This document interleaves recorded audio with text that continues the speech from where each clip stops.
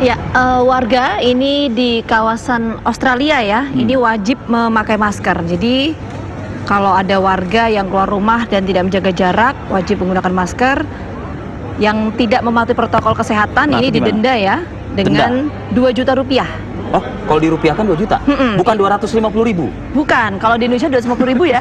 250. Tapi gini, di Indonesia 250.000 sudah mencapai saat ini akumulasinya sekitar 1,3 sampai 1,5 M kabarnya, ya, denda sanksi di Provinsi DKI Jakarta.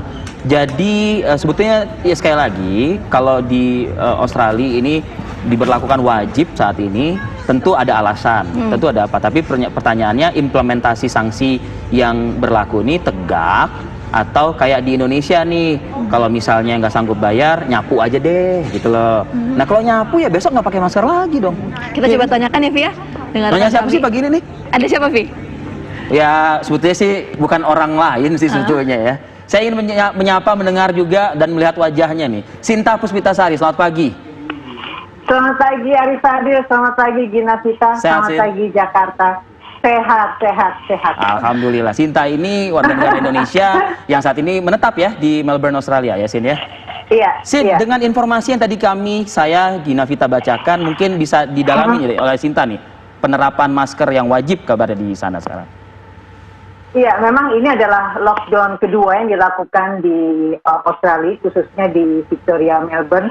Lockdown yang sekali ini sangat berbeda sekali, Arif dan juga Gina, karena memang waktu bulan Maret sampai bulan Mei kemarin, lockdown yang ketiga, kita tidak diwajibkan untuk mengenakan masker. Namun saat ini, karena memang terjadi korban lagi di daerah Victoria, lalu pada tanggal 22, pada hari Senin kemarin, secara resmi pemerintah mengumumkan melalui Perdana Menteri Scott Morrison bahwa memang menggunakan masker diwajibkan untuk seluruh warga di metropolitan Melbourne dan juga di New South Wales. Mengapa ini dilakukan? Karena memang setiap hari tampaknya apa yang telah dilakukan oleh pemerintah belum menunjukkan hasil yang baik, begitu, belum menunjukkan hasil yang positif, maka diberlakukanlah kewajiban untuk mengenakan masker.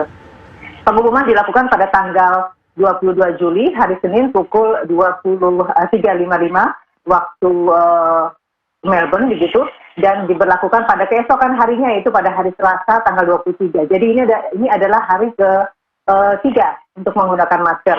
Jika memang kita tidak menggunakan masker, apa yang terjadi? Arif Fadil dan juga Gina, ini adalah hal yang harus kita tertibkan, begitu ya, bahwa jika kita keluar tidak menggunakan masker, lalu akan dikenakan sanksi atau penalti sebesar $200 Australia atau kalau rupiah sebesar 2 juta rupiah. Selain sanksi juga ada tindakan tertentu, begitu, nama kita dicatat, lalu pada saat tertentu akan dilayangkan surat ke pengadilan. Jadi bukan hanya kita membayar 200 lalu akan bebas, begitu, tetapi tidak. Ada tahapan-tahapan tertentu lainnya yang harus kita jalani setelah memang kewajiban membayar penalti.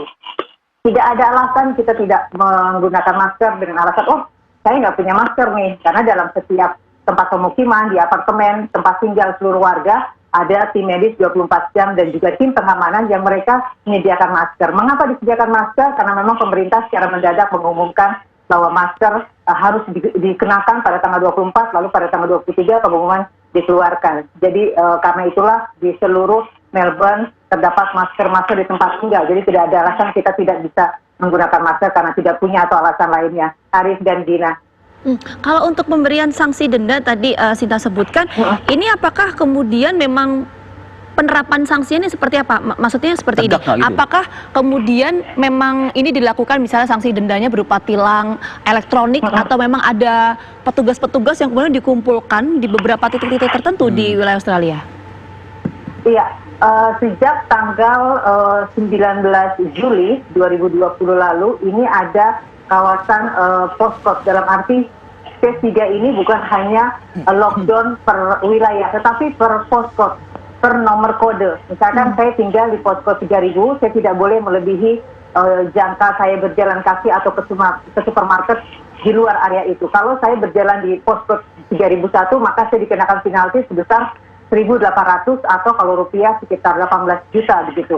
Nah, di setiap tempat kita tinggal terdapat petugas tim medis dan juga petugas keamanan, begitu, polisi selama 24 jam yang mereka menetap di situ. Jadi tidak ada alasan kita tidak memiliki masker, tidak ada alasan kita tidak mempunyai masker begitu kita. Jadi memang hal ini dilakukan untuk ketertiban kita semua, karena pada lockdown kali ini stage 3 memang sangat berbeda sekali dengan lockdown yang dilakukan pada stage 3 pada bulan Maret hingga bulan Mei kemarin. Ini adalah pengumuman yang secara resmi dikeluarkan oleh Perdana Menteri Scott Morrison dan juga Perdana Menteri bagian Victoria Jane Andrews, karena memang pemerintah sangat mengkhawatirkan sekali apa yang terjadi di Melbourne ini tidak akan terjadi di wilayah lain seperti di Sydney dan juga di tempat lainnya. Sinta, kawasan Melbourne ini kan bisa dikatakan kawasan jamak ya, majemuk gitu loh, ya kan ya.